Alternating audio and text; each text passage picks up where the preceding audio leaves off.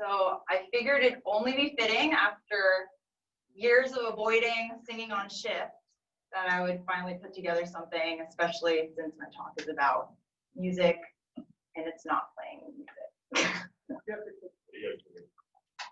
All right, here we go. So, without further ado, this is Dreams by Fleetwood Mac. It's the acoustic version.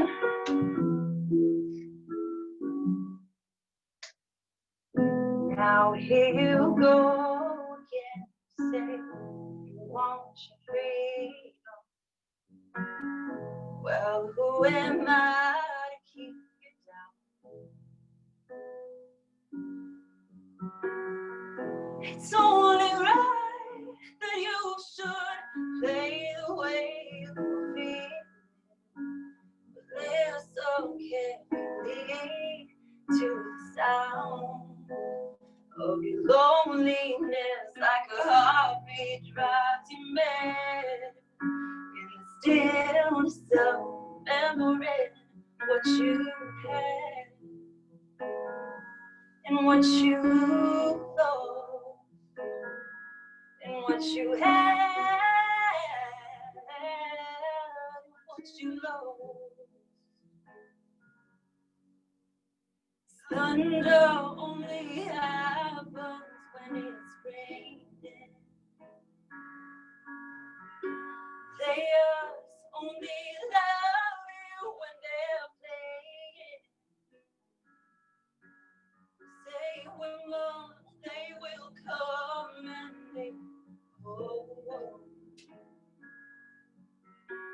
So when the rain washes you clean, you will know.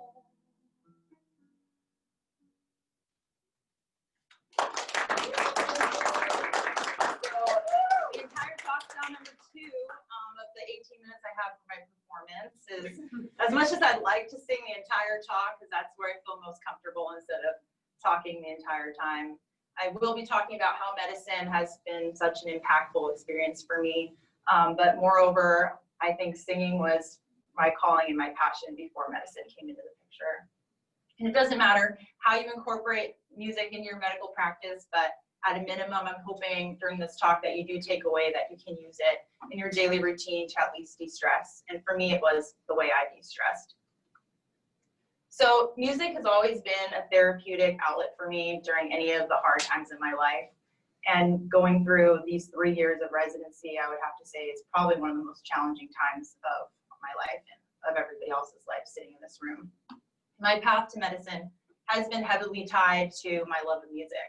Through any big moments in my life, I can remember I was always keeping music alive, whether it be my graduation for college. I was the one who sang the national anthem at our graduation. And continuing until now, I still do music projects with Sarah Peterson. It's the way that I personally avoid feeling burnt out, and the way that I feel like it's important in medicine to keep your passions alive. I always do think that medicine was my calling, but I do think that it was a pretty good second career option to instead of being a singer, so it wasn't too bad. But moreover, I do think that music has the ability to be a universal language. It's a way that we can form connections and form bonds with people that may not speak the same language as us, may not come from the same background as us. Moreover, I think it evokes emotion. Just singing that song alone puts you in a different mindset of, you know, I'm usually the bubbly Michi on stage, but on shift, but on stage I can be whoever I want to be, whether it be singing and becoming a Disney princess for kids when I sing for their birthday parties, or even now just thinking of that song reminds me of, you know, how much we're going to be losing in these next few weeks as we go on to our next chapter. So think about the emotions that music can evoke. All the great music that you have, the soundtracks of the movies that we watch, or the shows that we listen to, or the shows that we watch, we have a really strong, powerful musical score that really helps us feel what's going on in that moment. And moreover, you can use it as a way to de-stress, and it was my own form of therapy, and that's the way I can come to work feeling happy every day. So where did this all begin? We have baby Michi, and it's hard to really say, but I used to be a very shy kid. Growing up, especially when I was a little when I was really little. My mom threw me into whatever activities I possibly could in order to break me out of my shell. I sat in the back of the class. I never wanted to like make friends. I had maybe one friend growing up, and that was her way of saying, this can't be the kid I have. So yeah, there's something inside her. I know that there is. So she put me in any classes, really. Modeling classes, dancing classes, musical theater, choir, gymnastics, name it. It's my way of saying, hey, Michi, get out there and learn to socialize, break out of your shell. And she noticed that of all the things I was involved in, the thing that really put a smile on my face was when I would be singing, whether it be in chorus or whether it be in musical theater. So I started off with those. I never auditioned for the lead roles. I never auditioned for any of the solo parts, but I just had fun being in the background because music was something I enjoyed doing. But as I did grow older, that was how I found my confidence. That was how I was able to stand up here today and not be afraid of making friends and being the department and running all of the codes that we have on our daily basis. So we did have a good clean out of the Nitihara garage, so I found a bunch of old photos. But I did find a really dusty old VHS player. Next to it were a bunch of videos that we might have missed out on. And I saw one of them said, cruise tape, 8 years old. And I'm like, oh no, I know exactly what this is. And I immediately remembered that that was the time that I first stepped on stage. And I wanted so bad to be Annie in the musical that year. And I practiced so hard for that role. And when they came to the days for auditions, I refused to go up there. I was too embarrassed, I was too shy. And I said, everyone's gonna judge me and I'm not gonna get the role. So I was also in the background again that summer. But that summer, I did take a cruise and they convinced me to go up and sing at the talent show. So this is the first time I ever sang in public. And my mom found it. She was so nervous, so the video is shaky. And I was very nervous.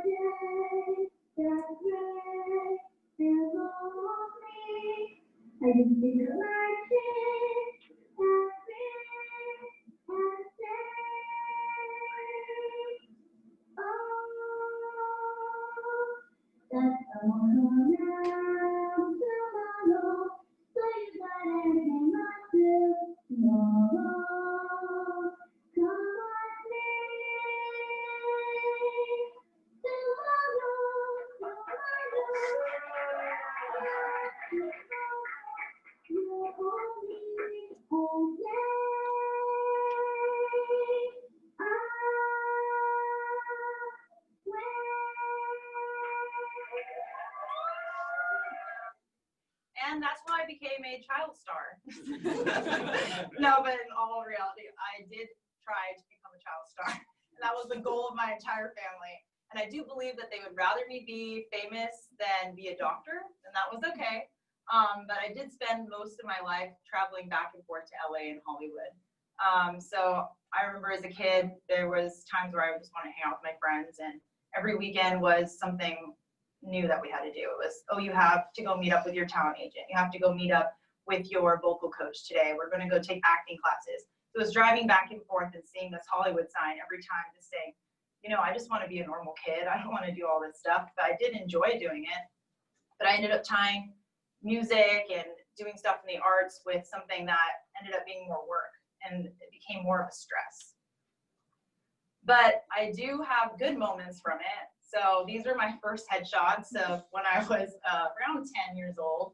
And that was pretty much the peak of when my mom was obsessed with me trying to become famous.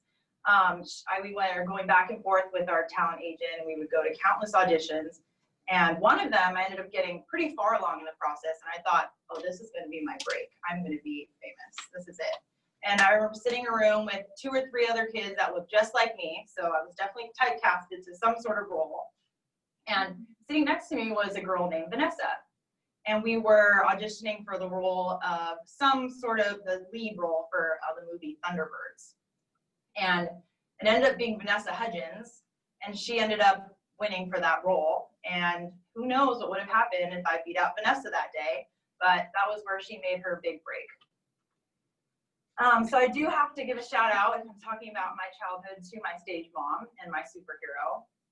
My mom wanted nothing more than to make me famous, and she's always been a supporter of whatever I wanted to be passionate in. So when she noticed it was singing and music and acting, she put her whole life into it. Even at the point when I had a talent agent, she would spend, I remember, hours and hours just going through the classified ads into the talent column.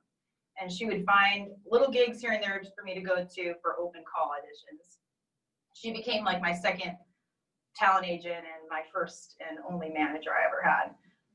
But she was the reason why I landed the role on Hollywood Squares on Kids Week, was because she found that on an ad in the old-fashioned way of going through the newspaper under classified ads. So shout out to my mom, who's always been a big supporter. As much as I love to talk about how much I loved my childhood and the glamorous life that I peaked really early on, music was something that I'm always passionate about.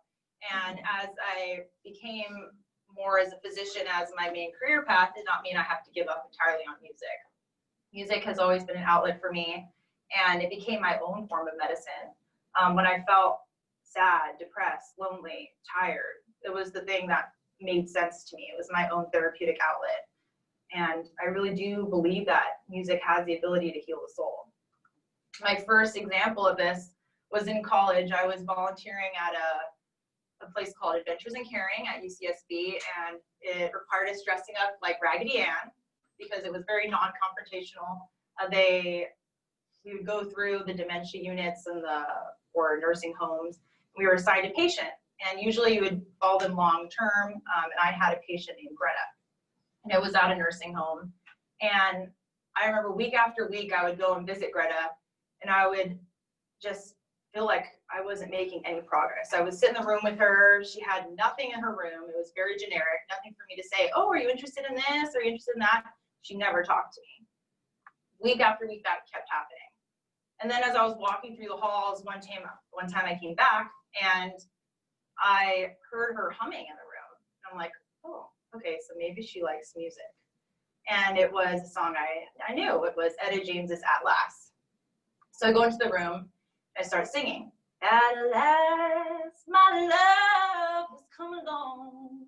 My lonely days are over. And she lit up. She looked at me and she started singing with me. And from that moment on, that was how we connected and how we bonded.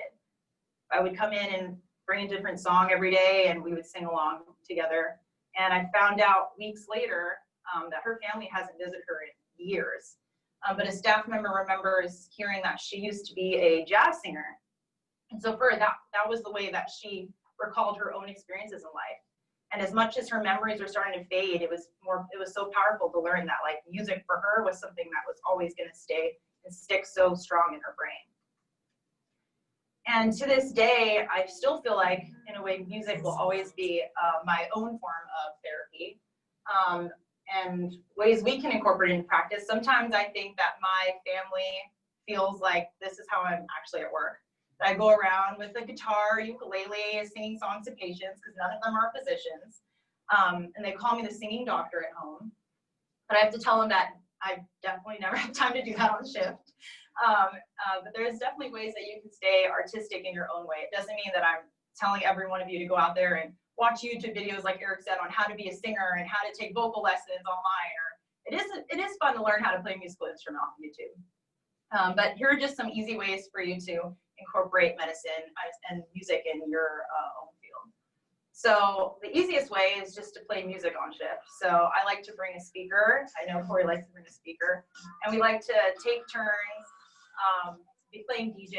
And even if you come back from a stressful moment of seeing a few patients, just coming back, to shift, they'll just listen to something silly like Britney Spears. Yes, Alex Keown got me on that. So I can listen to Britney Spears between talking patients. And those are like honestly some of the most memorable shifts I have. You just be silly in the middle of all the chaos and all the middle of all the sadness that we see on a daily basis.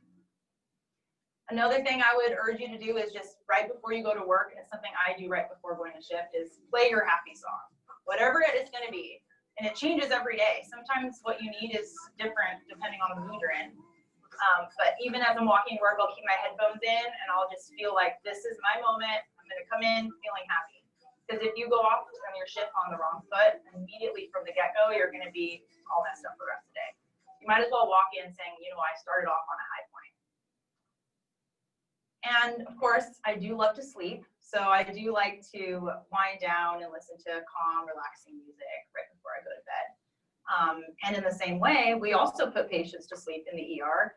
We use ketamine sedations, different forms of sedations. I did realize that you can use music as a form of incorporating it into your own practice. So this is Dr. Sam Coe, and he was the one that really influenced me in trying to incorporate both music and medicine into your own practice. He does run a Reset Ketamine Clinic, and this is not as a way to promote his Reset Ketamine Clinic, but he does use, on a daily basis, when he does have the patients come through for his ketamine clinic, he uses music in terms of helping them relax before their sedation. And I did see him do this in the ER. He was talking to a patient for like 5 to 10 minutes right before the sedation about music, and I'm like, come on, we gotta get going, we gotta get this done. And he was like, well, we're just going to put on the music of his choice, and we're putting music on for him. It was the most peaceful, uneventful sedation I've ever been a part of. And I said, this must have been a fluke. There's no way that this actually helps. But there was a study, and it was the first study having to do with ketamine specifically, and how it can decrease the chance of emergence reactions after coming out of ketamine sedation. This was an article in September of 1991 in the Journal of Anesthesiology, and it did state that when they use healthy patients, usually around ages 10 to 25, that if you put ketamine, if you're using ketamine, then you can put music on and through headphones in the first like 5 minutes or so and have them transition through their sedation. And they had less risk of going into emergence reactions. They felt generally better, pleasant dreams and experiences throughout their time they were under. And then when they were asked on each study harm whether they would have done it again, they said I would automatically choose music anytime. The same thing goes for kids. We see Child Life going around the department, handing them video games, handing them different shows. Consider using music instead. They did show in a randomized controls study in the Pediatric Journal of Psychology that children actually do enjoy listening to music, and they have less risk of coming out with emergence reactions after listening to music, which I probably would prefer to. Watching cartoons and going under ketamine sounds like it'd be disastrous dreams. And then lastly, just like I talked about my story with Greta, the elderly patients connect to music. They showed that in the Journal of Integrative Medicine, that maybe sometimes all you need to reduce anxiety in our elderly population, especially those that are waiting so long in our ER waiting times. Maybe we just hand them a little bit of music, a little bit of headphones, let them listen to it. And it showed that their anxiety scores, even from after listening for just 1 hour, did decrease. So that's something that we could possibly offer as an alternative to just handing them whichever medication we can do at the time to try to decrease their anxiety, whether it be like benzos or Benadryl, because there's such a high risk in giving them polypharmacy at this age anyway. Lastly, my whole advice is to just find something that you're passionate at. If you haven't found your passion yet, there's still time. And medicine should not be all-consuming. It shouldn't be something that you say, I'm going to be a physician and this is my whole life. This is how I identify as. No matter what you have passion on in life, continue doing so no matter what that thing is for you. Don't let residency be an excuse for you to put that on pause, because the important things in life are something that makes you you. And at the end of the day, if you're a better physician, you're a better physician to your patients if you go into work happy. And these people make me very happy. And that's the end of my